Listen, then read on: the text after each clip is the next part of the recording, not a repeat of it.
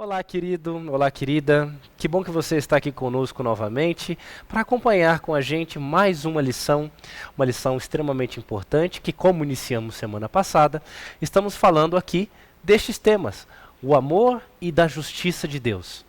Na última semana nós vimos que a lição vai trazer algumas questões que são bem pertinentes para a gente, como se é possível comprar o amor de Deus de alguma maneira. Esse amor é um amor altruísta? Ou até mesmo aonde que termina o amor e começa a justiça? Ou será que os dois são a mesma coisa? Todas essas questões nós vamos responder, né, com o auxílio do Espírito Santo e, claro, da Bíblia, durante os próximos 13 sábados, né, 12 agora, porque já foi um a menos. Mas a nossa lição de hoje vai falar também sobre o amor, a natureza do amor, falando em relação aos termos da aliança. Para que a gente possa fazer isso, eu estou muito bem acompanhado aqui por os nossos dois irmãos. Vou pedir para que eles mandem um oi para quem está em casa. Samuel, por favor, mande um oi para o pessoal. Boa tarde, Lucas. Boa tarde, aqui é o Amos, que vai ser o parceiro de hoje de gravação. E boa tarde a você que nos acompanha. É uma imensa satisfação estarmos aqui para juntos crescermos em conhecimento e em graça também, entendendo um pouco mais desse tema que é tão amplo, que é o amor de Deus e a justiça de Deus também. Amos, por favor, manda um abraço, pessoal. É uma alegria estar aqui junto com os meus irmãos para passarmos esses momentos tão especiais aqui. Que assim como nós, você também possa ser abençoado com o estudo da Palavra de Deus. Amém. Bom, para que a gente possa começar, como é costume, vou pedir para que o Amos faça uma oração. Quem está em casa, se puder, feche seus olhos, se não, apenas acompanhe com a gente. Querido Pai que estás nos céus, te agradecemos pelo teu imenso amor, pela tua graça, que constantemente o Senhor estende a cada um de nós. Obrigado pela alegria de estarmos juntos aqui para compartilhar da tua palavra no estudo aqui da lição. Teu Espírito seja o nosso guia, abençoando e usando a nós que aqui estamos, mas também concedendo uma bênção especial àqueles que estarão nos ouvindo e nos assistindo. É o nosso desejo e oração nesta hora, em nome de Jesus. Amém. Amém. Bom, para a gente começar, Samuel, essa parte do amor da aliança, ela vai trazer algumas questões, a lição traz para a gente, né, questões que falam sobre o nosso relacionamento, o amor que Deus tem para conosco. Né? Semana passada nós tivemos algumas questões até um pouco filosóficas em relação de como medir esse amor, ou como, né, ter como eu mesmo disse semana passada, um breve lampejo, uma pequena luz do que é, porque o Espírito de Profecia nos deixa claro, e pessoas como Paulo falaram que esse amor ele vai ser estudado por toda a eternidade. Né? Ele é inexplicável para nós, inconcebível para nós e ilógico para nós como seres humanos. Mas agora nós vamos ver alguns trechos falando em relação à aliança, ou seja, o acordo, digamos assim, né? O pacto que nós fazemos com Deus. Inclusive, o próprio verso para memorizar, que está aqui em João 14, 23, eu não vou ler exatamente agora, que nós vamos ler ele depois, tudo bem? Mas esta parte inicial começa falando de uma coisa muito interessante que compara, né? Lembrando que boa parte da Bíblia foi escrita, o Novo Testamento, ele foi escrito basicamente todo em grego, fala dessas duas palavrinhas, que é o ágape e o fileus, né? O que a gente pode tirar dessa parte aí? Tem alguma diferença, digamos assim, que vale a pena ser comentada? Então, você disse que a lição da semana passada foi uma lição filosófica, e esse princípio da lição também é filosófico, porque nós estamos falando justamente de dois tipos de amor, amor ágape e amor filéu. Amor na nossa língua, vamos trazer para o português, é amor. Eu posso amar você como meu irmão de fé, eu posso amar meus familiares como minha família e amar a meu filho, a minha esposa como um amor mais intenso. A gente mede intensidade de amor numa palavra só, que é o amor. Você tem um mais intenso, menos intenso, formas diferentes de amar.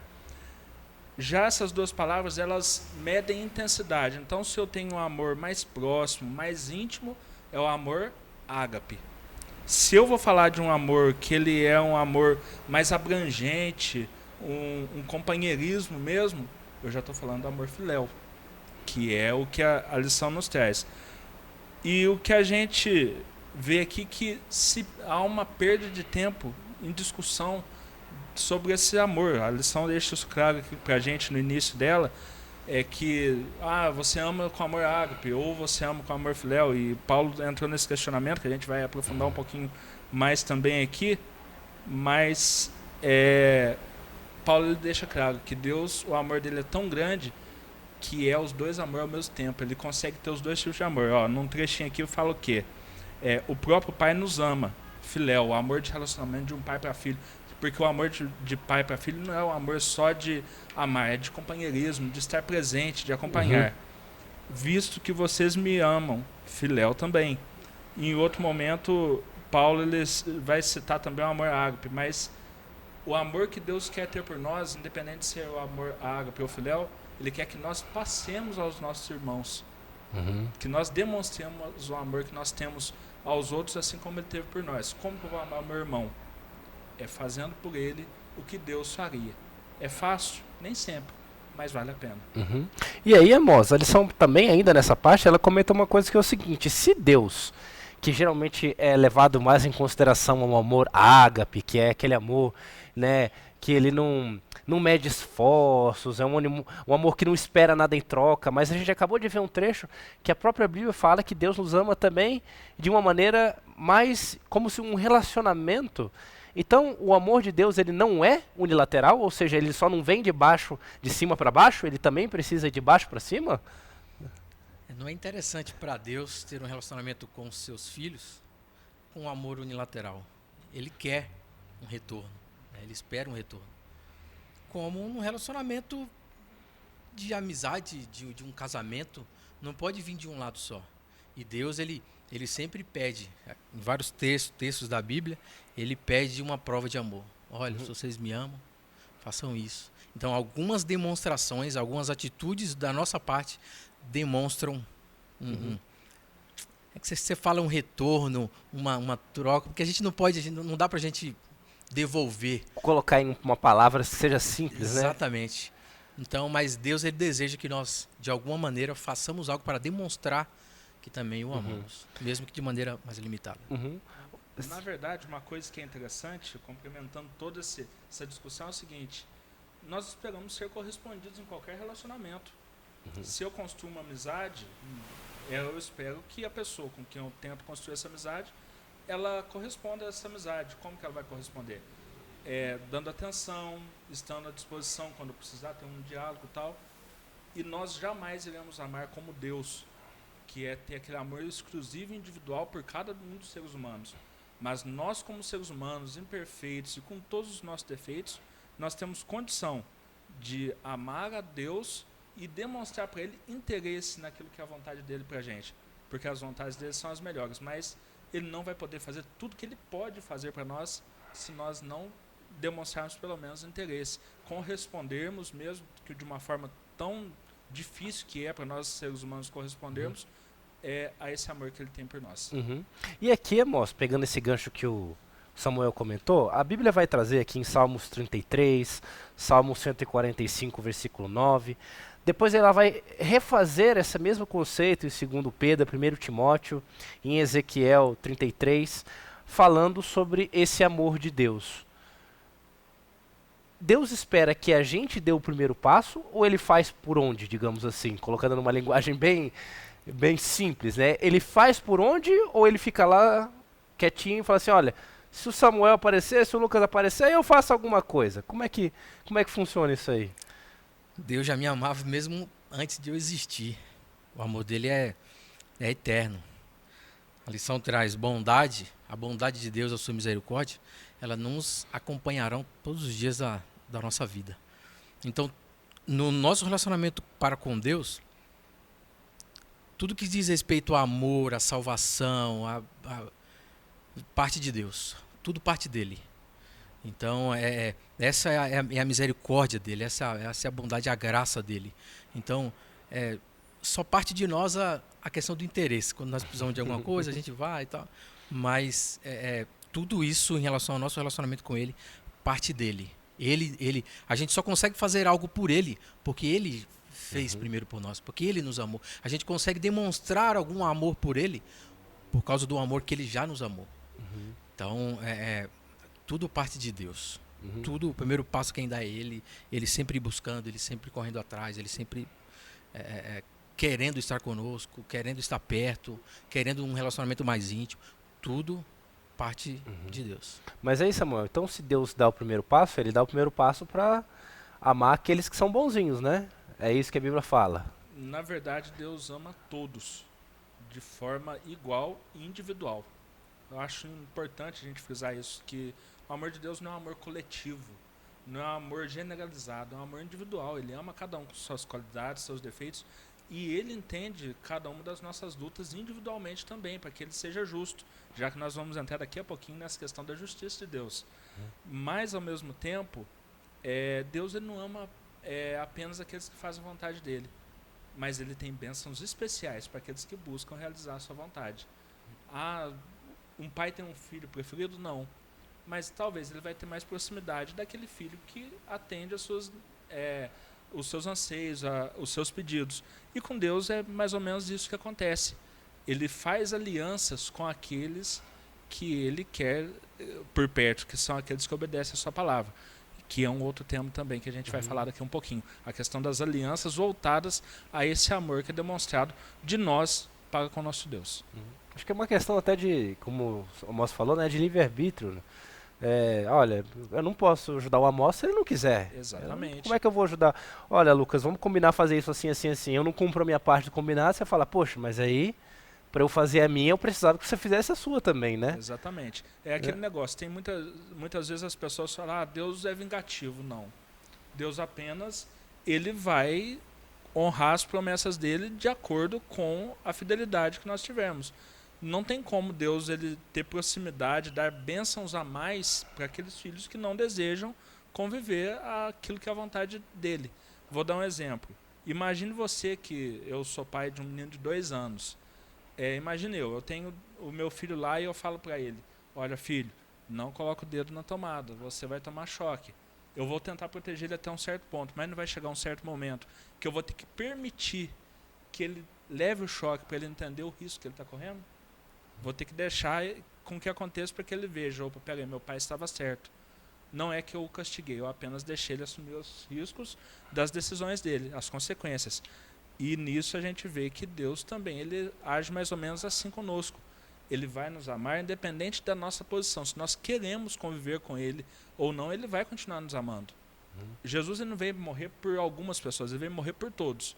Mas aceitar o sacrifício de Jesus é individual, é uma decisão individual. E as consequências de aceitar ou não vêm da gente e elas vão vir para a gente. Se eu sigo a vontade de Deus, Deus vai fazer aquilo que é o melhor para mim. Se eu não sigo, ele vai me dar bênçãos, mas talvez eu vou deixar de receber outras bênçãos por não aceitar a vontade de Deus na minha vida. Eu acho que talvez essa seja uma das partes mais difíceis, né, amor, de entender do amor de Deus, é que como ele morreu por todos e por todo mundo, a gente às vezes tem essa dificuldade de entender, né?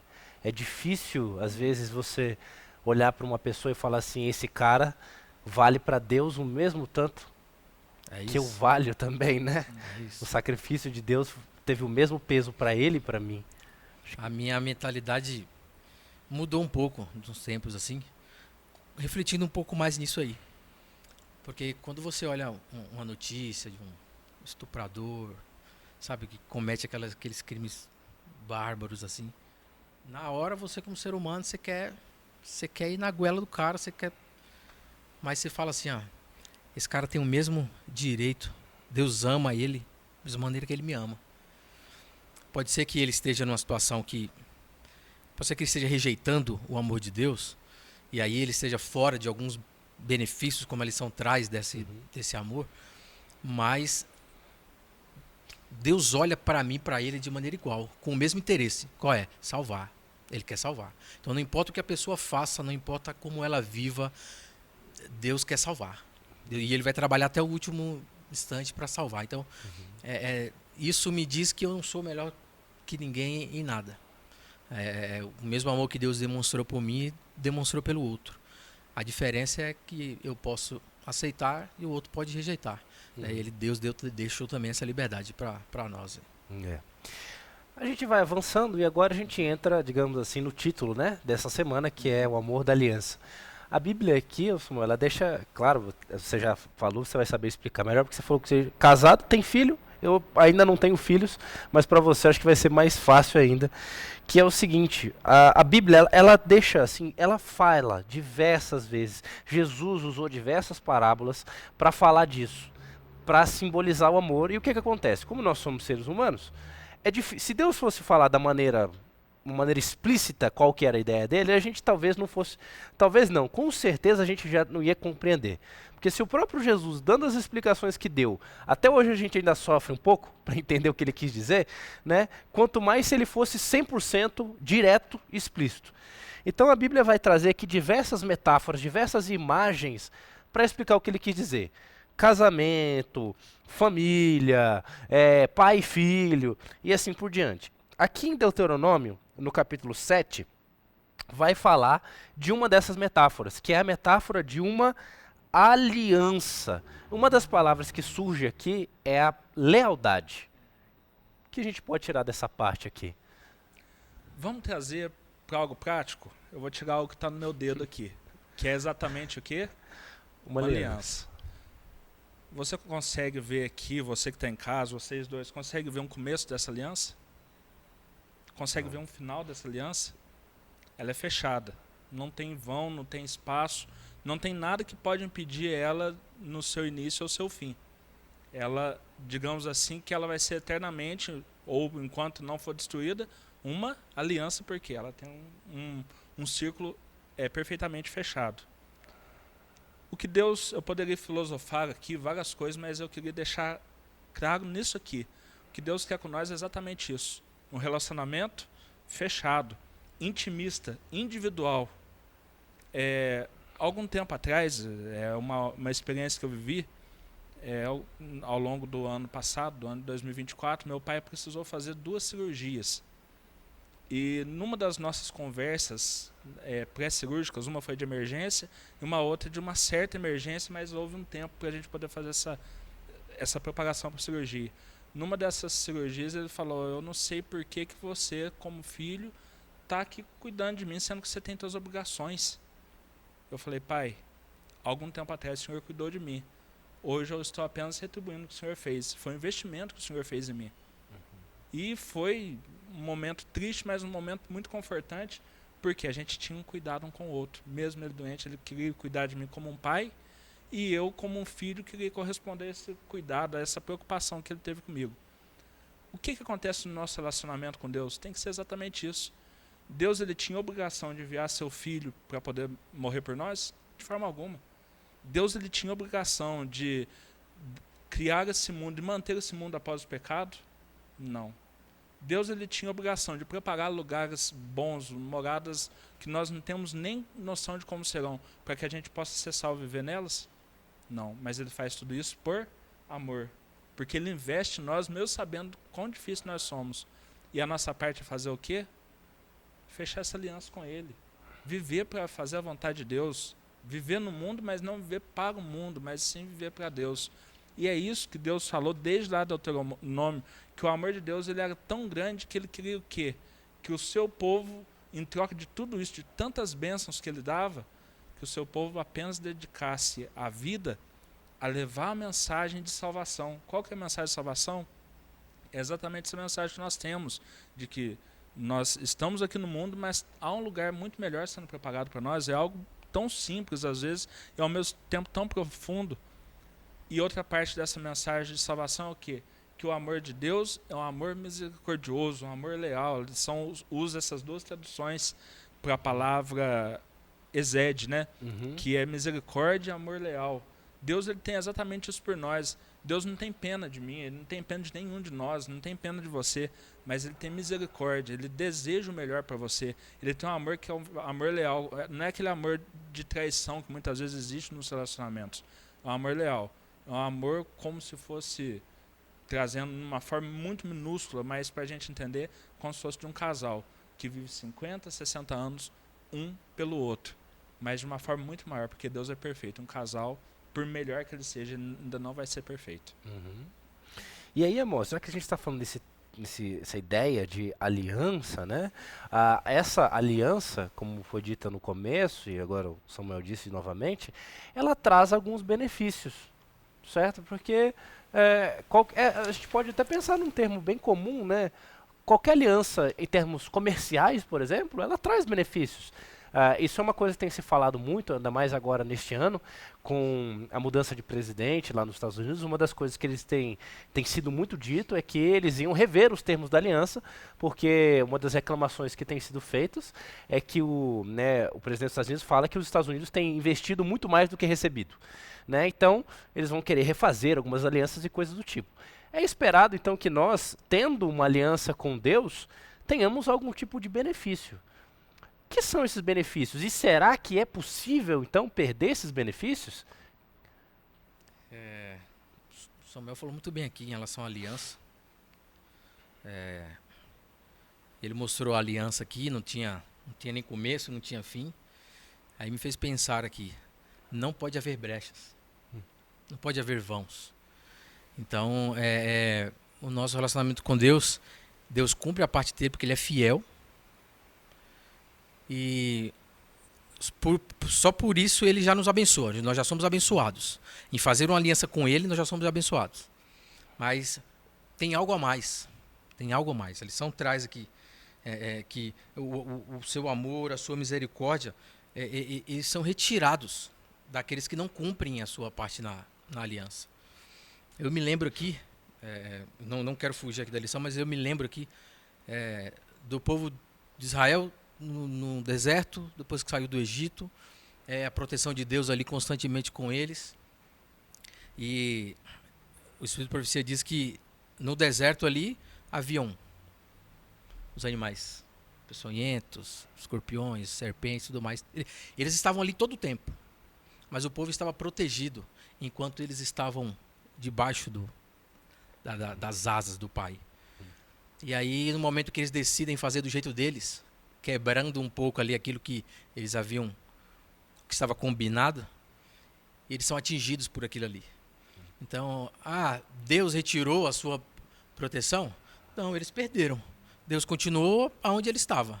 Eles que saíram debaixo da proteção de Deus. Então, enquanto eu cumpri a minha parte nessa aliança, sendo fiel a Ele, andando por onde Ele quer que eu ande, vivendo da maneira que Ele quer que eu viva, retribuindo da maneira como Ele quer, eu vou ser beneficiado com a sua misericórdia constantemente, se renovando a cada manhã, o seu amor constantemente sendo derramado. Agora, se eu rejeitar isto, se eu rejeitar a minha parte da aliança, certamente eu vou perder os benefícios dessa aliança. Essa é uma coisa que eu acho importante, vocês podem ficar à vontade para quem quiser comentar. Nós falamos na primeira lição também que é impossível eu retribuir a Deus o sacrifício que Ele fez. Mas Deus espera de nós algum tipo de retribuição. Como então a gente vai retribuir esse amor? Como que a gente pode retribuir o amor de Deus? A lição até comenta aqui, é a última pergunta de terça-feira, que ela fala, né? Como as pessoas podem ver e experimentar o amor de Deus, quer o retribuam ou não? Como é que a gente faz então para retribuir esse amor, para fazer a nossa parte da aliança, se é impossível eu retribuir a Deus o amor que Ele nos tem? O que vocês acham? O que a gente pode tirar aqui? Vamos lá, às vezes eu faço uma sociedade com a pessoa, vou fazer uma sociedade com o Samuel numa empresa e eu vou entrar com 50% e ele com 50%. Mas Deus, Ele sabe que não dá para ter essa divisão de 50%. Para Ele é 100% Deus. Não tem como. Ele sabe que é impossível a gente retribuir a altura. Mas Ele pede algumas coisas. Ele diz assim, se você me ama, eu quero que vocês obedeçam esses mandamentos aqui. Eu quero que vocês sejam fiéis a isso daqui. Então, se Ele pede algo, Ele sabendo que a gente não pode retribuir, mas se Ele pede algo, que Ele sabe que aquilo a gente pode, a gente pode fazer.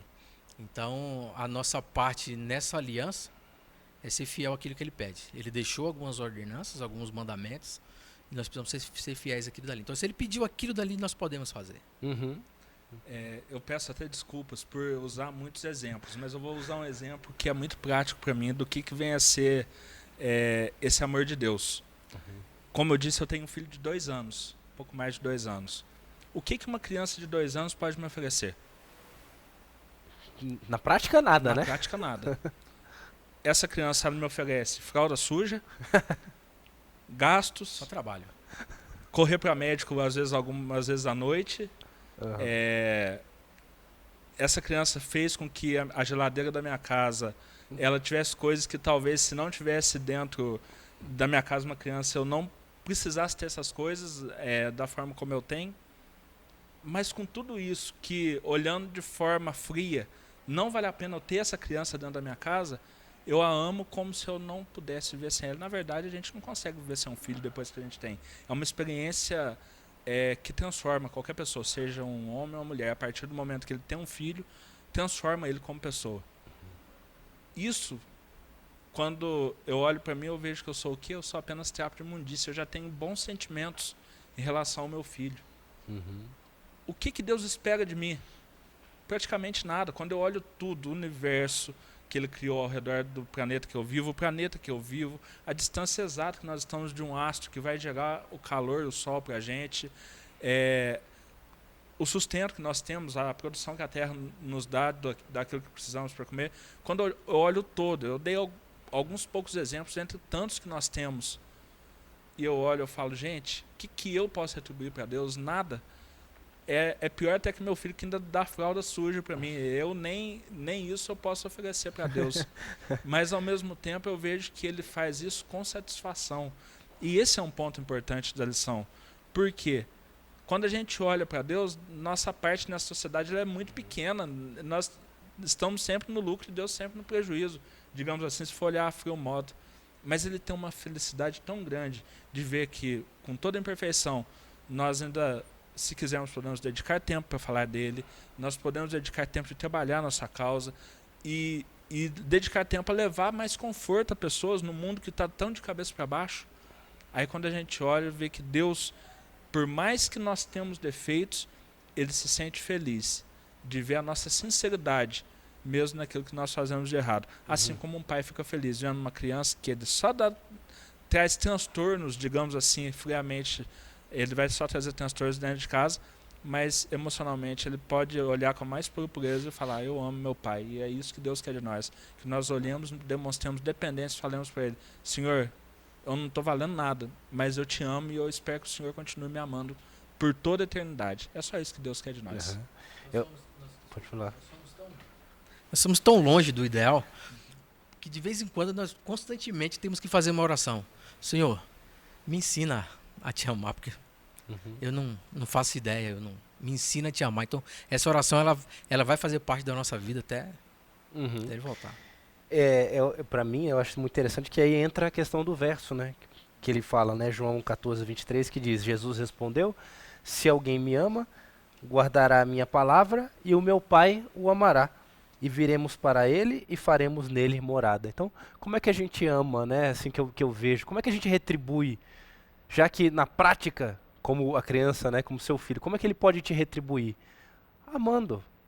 Amando. E tem uma outra parte que eu acho fundamental também, que eu gosto muito, né, antes da gente entrar no último tema, que é justamente a questão quando no grande julgamento, Mateus 25:36, quando as pessoas chegam, né, Jesus fala que quem está salvo foram aqueles que deram a ele, né, de comer, de beber, vestiram. E aí os que se perderam vão chegar para ele e falar, Jesus, mas quando foi que eu te vi para poder retribuir, fazer essas coisas? Ele vira e fala assim, toda vez que vocês fizeram a um dos irmãos de vocês, a um desses pequeninos, o seu conhecido, o seu familiar, seu parente, seu vizinho, era como se você estivesse fazendo para mim. Então eu acho interessante, né? Para Deus não tem como a gente fazer nada por ele. Mas é como daqui a alguns anos, né, o Samuel vê o filho dele na escola, ajudando o coleguinha, ajudando alguém, e ele vai falar assim, olha, realmente, ele não tem como pagar a mim o que eu investi nele. Mas ao fazer isso para um outro, ele demonstra que o que eu investi nele serviu para alguma coisa. Né? Até em resposta ao que fala o verso memorizar, qual que é o título da lição de quinta? Vocês recebem do quê? De graça. Então, vocês vão dar de que forma? De graça. Hoje em dia, e isso talvez seja uma coisa muito dura de falar, mas necessária, nós vemos grandes pregadores, grandes oradores ou grandes cantores que cobram absurdos para poder levar a palavra longe, para poder ir pregar e falar de Deus. Mas Deus ele não quer isso de nós. Ele quer que, da mesma forma que nós somos abençoados, nós demos essa bênção, seja por meio da palavra falada, da palavra cantada, seja por meio do nosso testemunho, seja por meio da ajuda humanitária. A nossa igreja, inclusive, tem a ASA e a ADRA, que são o mesmo departamento com denominações diferentes, que foca nisso, que é o trabalho social, é fazer o que Jesus não está aqui para fazer, mas nós fazermos como se fosse para Ele, que é ajudar nessa área social. Deus ele quer isso da gente, que a gente compartilhe as bênçãos. Nenhum de nós vimos Deus até hoje. É impossível da gente ver Deus. Por quê? Deus, ele, na sua infinita bondade e perfeição, ele é glória, ele é algo que transcende a nossa possibilidade de o ver fisicamente. Mas nós podemos, por meio da presença de Deus na nossa vida, ser reflexos, como se fossem espelhos de Deus para outras pessoas que estão ao nosso redor. E é isso que Deus espera. Deus não espera que eu fale com eloquência do amor dele. Deus não espera que eu haja de forma perfeita e divina, retribuindo o amor dele. Mas ele espera o quê? Que as bênçãos que ele colocou aqui nas minhas mãos, eu entregue para outros, para aqueles que estão ao meu redor também, sem cobrar nada por isso. Abençoando outras pessoas também.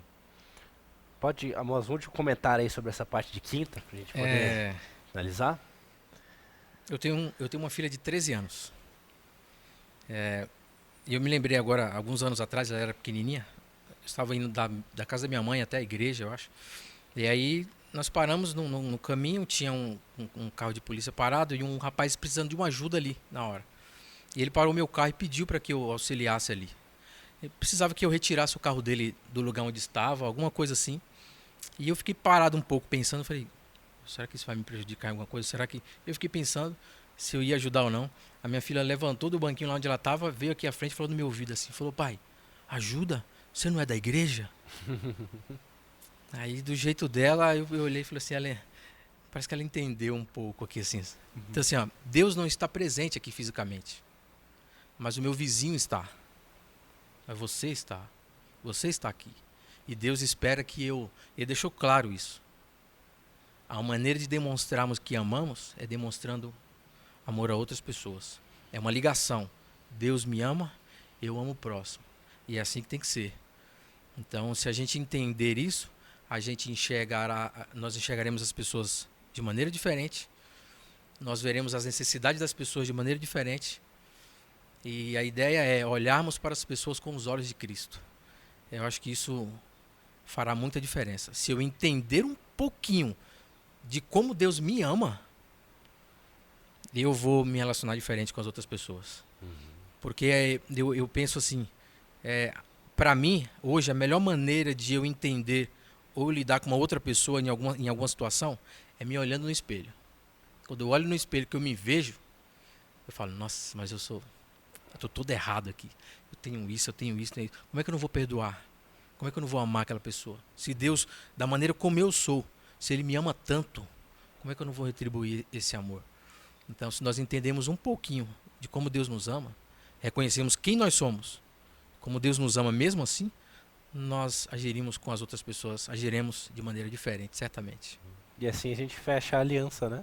Exatamente. Foi só isso que ele pediu. Falou assim, igual no exemplo que você falou, né? Você não precisa dar 50%, eu vou dar os 100% e você só trabalha. Ô Lucas, eu queria, por último aqui, eu sei que nós estamos com o tempo estourado já. Pode ir. Mas ler só um trechinho de algo que Ellen White escreveu no livro, se eu não me engano aqui, Caminho a Cristo, isso mesmo. Ela diz o seguinte, leve suas necessidades, alegrias, tristezas, preocupações e temores a Deus. Você não conseguirá sobrecarregá-lo, nem deixá-lo cansado.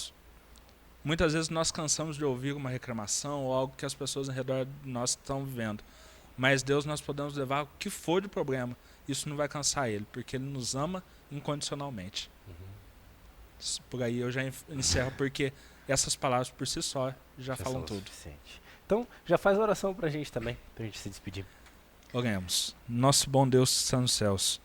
Somos gratos porque, mesmo pequeno como somos e sem conseguir entender o tamanho do Teu amor e misericórdia por nós, o Senhor continua nos amando.